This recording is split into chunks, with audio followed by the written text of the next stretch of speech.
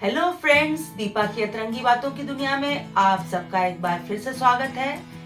दोस्तों, आज जो कहानी लेकर मैं आप सबके सामने प्रस्तुत हूँ वह बड़ी ही अनोखी कहानी है।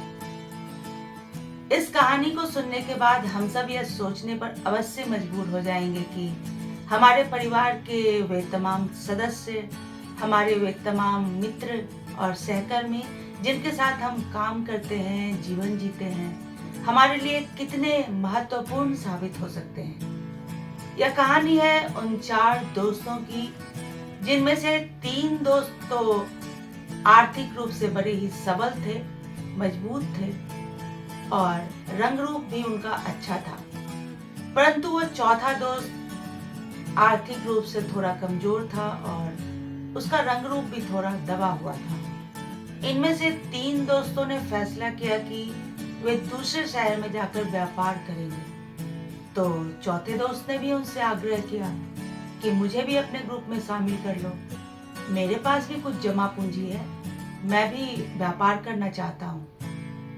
अब उन तीनों दोस्तों ने उस चौथे दोस्त को बड़े ही अनमने ढंग से अपने ग्रुप में शामिल कर लिया, क्योंकि उन 3 दोस्तों को लगता था कि वह चौथा दोस्त उनके लिए अनलकी साबित हो सकता है।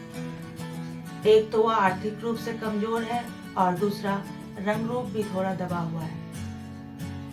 अब चारों दोस्त अपनी जमा पूंजी लेकर दूसरे शहर के लिए रवाना हुए। रास्ते में उन्हें अनेकों कठिनाइयों का सामना करना पड़ा, अनेकों प्राकृतिक आपदाओं का सामना करना पड़ा, परंतु अंततः वे चारों दोस्त सुरक्षित दूसरे शहर में पहुंच गए।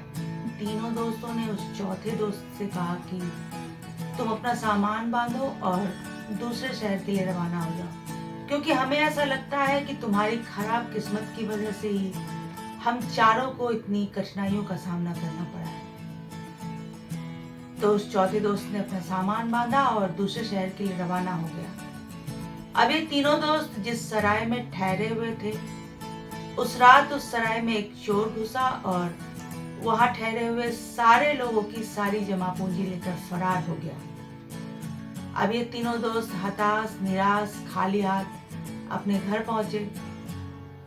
अब उन्हें यह समझ में आ चुका था कि उस चौथे दोस्त की सूझबूझ और अच्छी किस्मत की वजह से ही वे चारों कठिनाइयों से बाहर निकल जाया करते थे। अब वो चौथा दोस्त जो दूसरे शहर में गया था, वहां उसने बड़े ही मुनाफे का व्यापार किया और ढेर सारी धन दौलत लेकर वापस घर लौटा।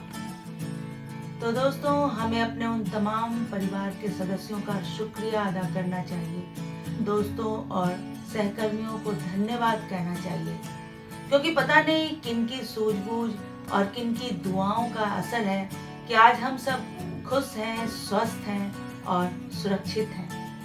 और दोस्तों, मैं भी आप सबको तहे दिल से शुक्रिया अदा करना चाहती हूँ, क्योंकि ये आपकी दुआओं और शुभकामनाओं का ही नतीजा है कि मैं अपने वीडियो के 100वें एपिसोड को लेकर आप सबके सामने प्रस्तुत हूँ।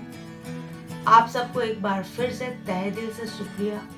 और हाँ, जिन लोगों ने अभी तक मेरे चैनल को सब्सक्राइब नहीं किया है या जिन लोगों ने अभी तक मेरे पेज को फॉलो नहीं किया है, तो कृपया वे मेरे पेज को फॉलो करें, मेरे चैनल को सब्सक्राइब करें, ताकि बातों का सिलसिला यूं ही चलता रहे। ऐसी ही कुछ अन्य अतरंगी बातों को लेकर मैं फिर से हाजिर होंगी। तब तक के लिए बाय बाय।